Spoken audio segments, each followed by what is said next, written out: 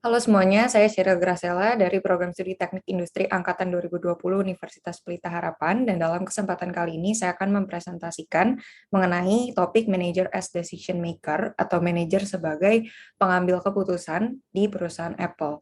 Adapun topik ini merupakan salah satu materi dari mata kuliah Manajemen Perusahaan Industri. Nah, yang pertama yang akan kita bahas mengenai decision maker adalah berkaitan erat dengan perubahan manajemen di perusahaan Apple, yang mana kita mengetahui telah terjadi pergantian kekuasaan, di mana meninggalnya Steve Jobs sebagai CEO atau penemu pertama dari Apple, menyebabkan terjadinya pergantian kekuasaan kepemimpinan yang dilimpahkannya kepada Tim Cook atau Timothy Cook, yang mana otomatis berarti situasi ini juga akan berdampak pada manajemen perusahaan Apple sendiri. Yang demikian berarti juga akan berdampak juga pada sistem pengambilan keputusannya atau decision making. Yang pertama dapat kita lihat di sini adalah jobs dan pengambilan keputusan yang dilakukannya atau yang diterapkannya, di mana di dalam masa kepemimpinannya, Jobs dikenal sebagai seorang penemu atau CEO yang sekaligus terlibat langsung di dalam proses produksi di perusahaan Apple, di mana Jobs selalu memastikan kepada para engineers atau pekerja yang melakukan tugas produksi secara mingguan bahwa produk yang diciptakan telah sesuai dengan visinya, salah satunya dengan pengawasannya atau keterlibatannya secara langsung di dalam proses pembuatan iPhone.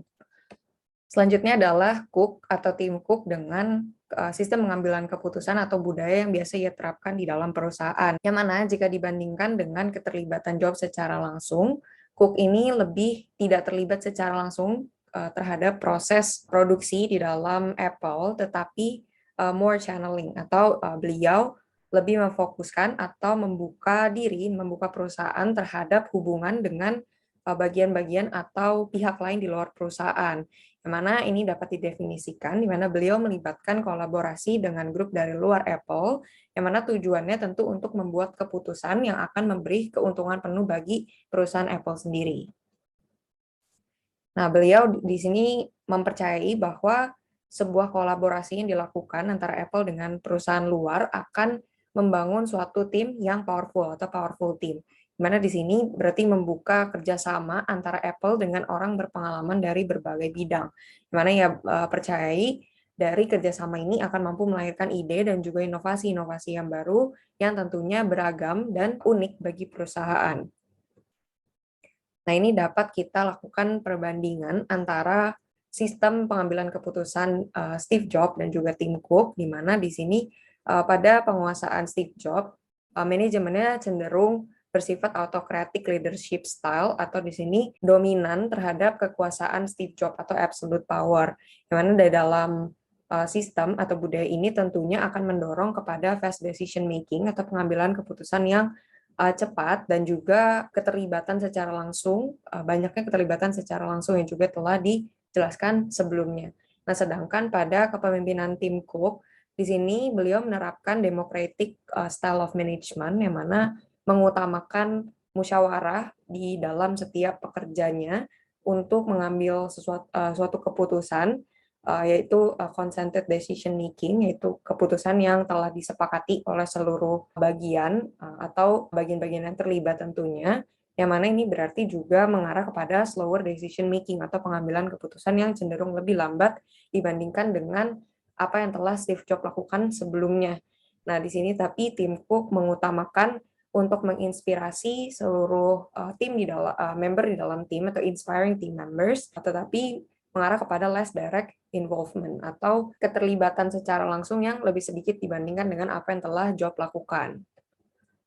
Nah, tapi di sini perlu kita ingat dan garis bawahi bahwa yang dilakukan oleh Tim Cook sama sekali tidak mengubah misi Apple, di mana menurut salah satu quotes yang dapat kita ambil dari Matt Richtel and Brian X. Chen, di mana Mr. Jobs was Apple and Apple was Jobs, atau di mana Steve Jobs ini merupakan Apple dan Apple sendiri adalah Steve Jobs.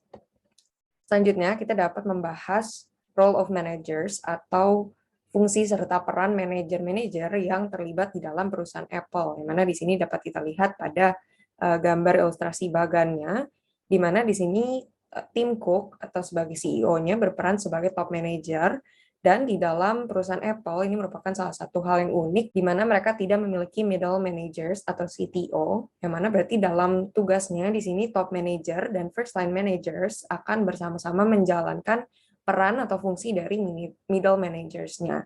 Nah, untuk first line managers ini dapat kita lihat juga pada bagan. Nah, selanjutnya di sini akan kita bahas salah satu contoh decision making process yang dilakukan oleh Apple terkait dengan perubahan atau software updates yang paling baru yang dilakukan pada MacBook.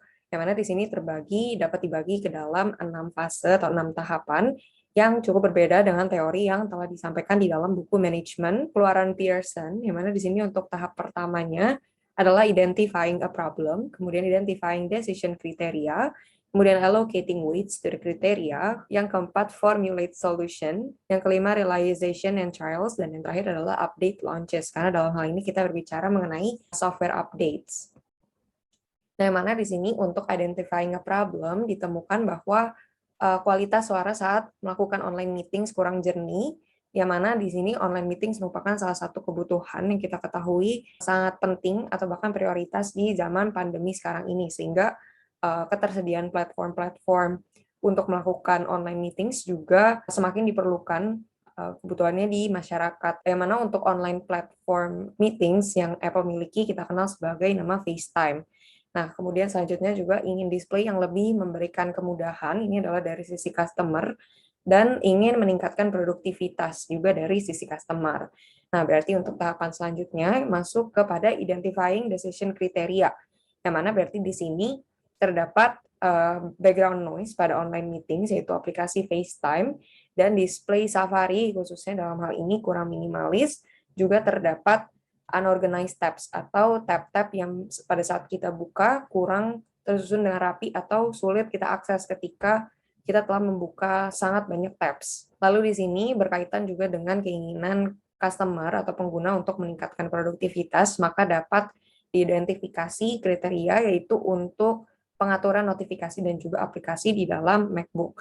Nah, lalu masuk ke tahap ketiga yaitu allocating weights to the criteria, yang mana di sini karena sebelumnya juga telah dikatakan bahwa online meeting saat ini memegang peranan yang sangat penting, maka di sini dapat kita berikan atau susun ke dalam urutan-urutan. Yang pertama adalah background noise yang merupakan salah satu persoalan yang perlu diselesaikan. Kemudian selanjutnya adalah display di dalam Safari, kemudian unorganized tabs, dan juga yang terakhir adalah focus feature, yang mana ini merupakan salah satu fitur yang diberi nama fokus oleh Apple yang bertujuan untuk secara khusus dapat melakukan pengaturan notifikasi dan juga aplikasi yang kita inginkan dalam rangka meningkatkan produktivitas. Nah, setelah tahap ketiga, maka selanjutnya memasuki tahap formulate solution, yang mana di sini Apple melakukan software update pada MacBook, yang mana poin-poin di sini belumlah merupakan keseluruhan update atau perubahan yang dilakukan oleh Apple terhadap software-nya, melainkan di sini hanya beberapa yang saya ambil. Yang pertama adalah background noise reduction on FaceTime, seperti juga yang telah dijelaskan sebelumnya. Kemudian adanya fitur tab groups pada Safari, di mana kita dapat mengelompokkan tabs yang kita buka berdasarkan grupnya masing-masing, contohnya untuk keperluan pekerjaan atau sekolah, kemudian untuk entertainment atau juga hal lainnya, sehingga kita dapat membuka sekaligus mengakses tab-tab ini sesuai dengan grupnya dengan lebih mudah. Nah, kemudian juga di dalam aplikasi yang sama itu Safari, telah diadakan update yaitu Compact Tab Bar Option, yang mana ini juga akan menimbulkan tampilan atau display Safari yang lebih minimalis. Lalu yang terakhir adalah Focus on Mac, yang mana sebelumnya feature Focus ini juga sebelumnya telah ada atau kompatibel di dalam iPhones, namun di dalam update Mac OS yang terbaru ini, Apple juga menyediakan fitur Focus ini di dalam MacBook. Lalu untuk masuk ke fase yang kelima, yaitu realization and trial, sebenarnya setelah memformulasikan solusi dari permasalahan ini, maka tahap selanjutnya adalah melakukan realisasi update dan percobaan terlebih dahulu secara internal oleh tim Apple sebelum dipublikasikan dan diluncurkan. Hingga tahap terakhir yang dapat dilakukan setelah trialnya berhasil, maka dapat dilakukan update launches atau meluncurkan update mereka, yaitu dengan memberikan customer untuk dapat mengakses atau mengupdate macOS Monterey 12.0.1. Ini adalah untuk nama operating system yang Apple berikan untuk macOS. Nah, setelah membahas mengenai decision making process dan juga budaya-budaya dalam pengambilan keputusan yang diterapkan atau dilakukan dalam perusahaan Apple, selanjutnya kita dapat masuk kepada jenis atau pengelompokan decision making atau pengambilan keputusan yang mana terbagi ke dalam dua kelompok. Yang pertama adalah rational decision making dan yang kedua adalah intuitive decision making. Yang mana untuk perusahaan Apple sendiri tergolong ke dalam rational decision making, yang mana untuk rational decision making ini sesuai dengan namanya merupakan pengambilan keputusan yang didasari dengan pertimbangan-pertimbangan rasional. Yang mana untuk rational decision making ini sendiri penerapannya dapat kita lihat dalam penguasaan atau kepemimpinan dari Timothy Cook. Yang mana di sini adalah mencakup diadakannya ekspansi ke pasar Cina, yang mana ini merupakan salah satu pengambilan keputusan yang sangat rasional, di mana dengan pertimbangan atau mempertimbangkan untuk menjual produk Apple sendiri dan melakukan ekspansi ke negara dengan populasi dan daya beli yang besar. Karena seperti yang kita ketahui juga, pasar China atau marketplace di China merupakan salah satu marketplace dengan jumlah atau peluang yang sangat besar, entah itu dari sisi populasi ataupun daya beli masyarakatnya. Sehingga ini merupakan salah satu pengambilan keputusan yang dilakukan oleh Tim Cook mewakili perusahaan Apple yang sangat rasional. Selanjutnya, keputusan rasional yang dilakukan oleh Apple adalah mengambil bagian di dalam gerakan-gerakan masyarakat yang berkembang luas atau berkembang pesat dewasa ini. Beberapa di antaranya adalah mendukung komunitas LGBTQ. Ini kita ketahui merupakan komunitas yang semakin berkembang dengan sangat luas di seluruh dunia, sehingga dengan mengambil bagian untuk mendukung komunitas ini, Apple memiliki alasan rasional, yaitu untuk mendapatkan simpati atau Apple ingin membuat masyarakat mengetahui bahwa Apple sendiri berada di sisi mereka atau secara tidak langsung mendukung komunitas mereka. Lalu yang kedua adalah environmentalisme, yang mana juga Apple mengambil bagian di dalam mewujudkan gerakan peduli lingkungan atau untuk menjaga kelestarian lingkungan atau bumi, sehingga Apple juga mendorong gerakan Go Green yang salah satunya diimplementasikan dengan memperkecil ukuran kardus mereka atau yang mereka gunakan sebagai packaging, yaitu dalam rangka mengurangi penggunaan kertas, yang mana bahan dasar dari packaging mereka adalah kardus, yaitu bahan dasarnya adalah kertas. Sehingga dengan ini mereka juga mendukung gerakan environmentalisme. Dan yang terakhir adalah mereka juga berfokus kepada company sustainability atau bagaimana perusahaan Apple ini dapat bertahan atau sustain tanpa harus merugikan generasi-generasi berikutnya, atau perusahaan ini dapat terus bertahan dari masa ke masa, dan juga terlebih lagi dapat juga mendorong adanya perbaikan atau kemajuan di dalam lingkungan sekitar kita. Berikut adalah sumber yang saya gunakan sebagai referensi di dalam presentasi kali ini. Dan demikianlah untuk presentasi yang dapat saya sampaikan mengenai managers on decision making di perusahaan Apple. Mohon maaf jika ada kata-kata yang kurang berkenan atau informasi yang kurang sesuai untuk dapat diterima. Atas waktu dan perhatiannya saya ucapkan terima kasih.